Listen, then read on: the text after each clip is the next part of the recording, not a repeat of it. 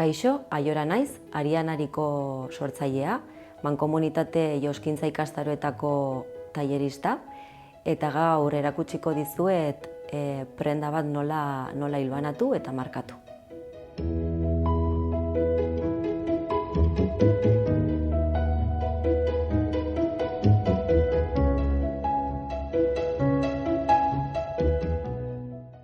Gaur hilban bat pasatzen irakatsiko dizuet, horretarako hilbanatzeko aria erabiliko dugu. Kotoizko ari bada, oso erraz apurtzen dena eta oso baliagarria dena hau egiteko.